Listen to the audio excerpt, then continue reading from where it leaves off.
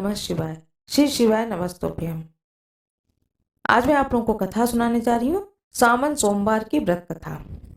अगर कोई आपकी मनोकामना पूरी ना हो रही हो या फिर तमाम प्रयासों के बावजूद आपको कैरियर में सफलता ना मिल रही हो या व्यक्तिगत जीवन में परेशानियां चल रही हो, कोई भी दिक्कत हो, तो अब की बार सावन सोमवार का व्रत करके यहाँ बताई गई व्रत कथा का श्रवण अवश्य करें।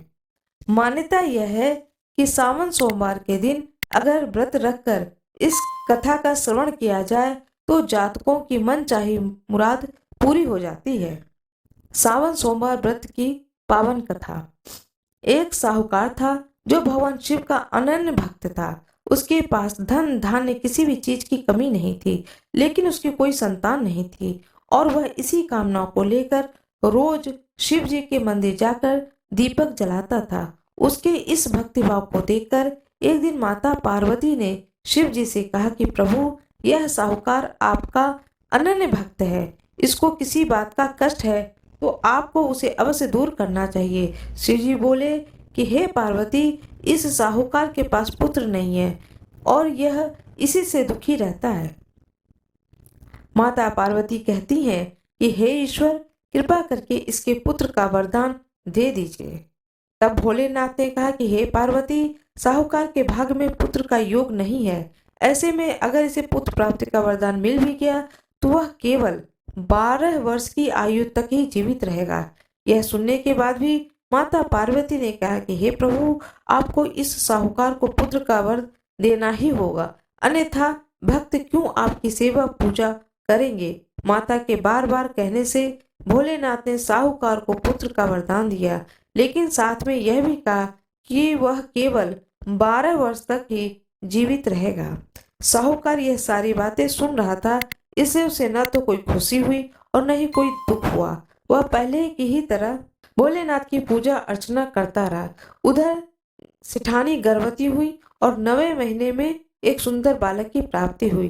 परिवार में खूब हर्ष उल्लास मनाया गया, लेकिन साहूकार पहले की ही तरह रहा। उसने बालक की 12 वर्ष की आयु का जिक्र किसी से भी नहीं किया। जब बालक 11 वर्ष की आयु हो गई तो एक दिन साहूकार की सेठानी ने बालक के विवाह के लिए कहा, तो साहूकार ने कहा कि यह अभी बालक को पढ़ने के लिए काशी भेजेगा।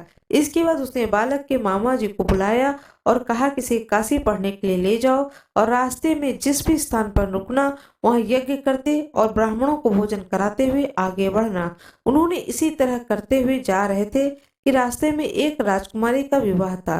जिससे उसका विवाह होना था वह एक आंख से काना था।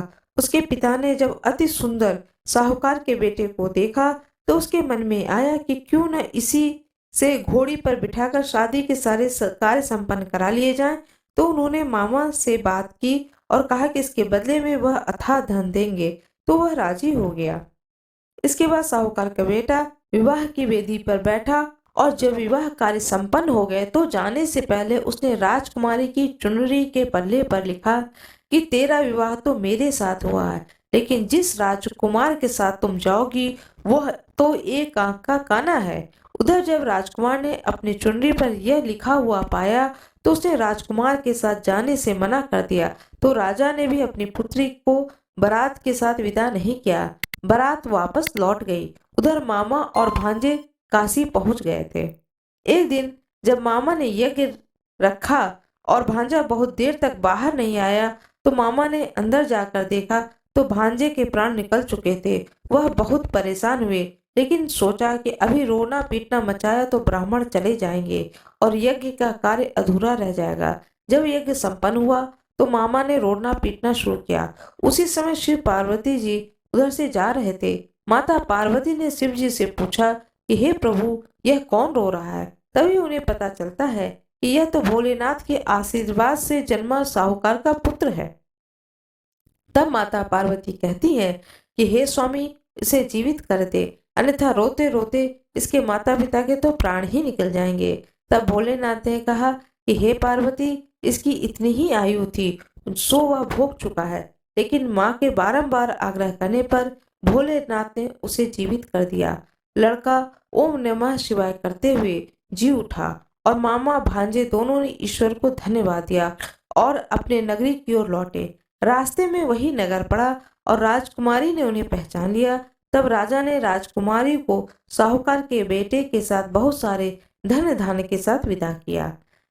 उधर साहूकार और उनकी पत्नी छत पर बैठे थे। उन्होंने यह प्रण कर रखा था कि यदि उनका पुत्र सकुशल न लौटा तो वह छत से कूदकर अपने प्राण त्याग देंगे। तभी लड़के के मामा ने आकर साहूकार के बेटे और बहू के आने का समाचार सुनाया, लेकिन वह नहीं माने तो मामा ने शपथ पूर्वक कहा।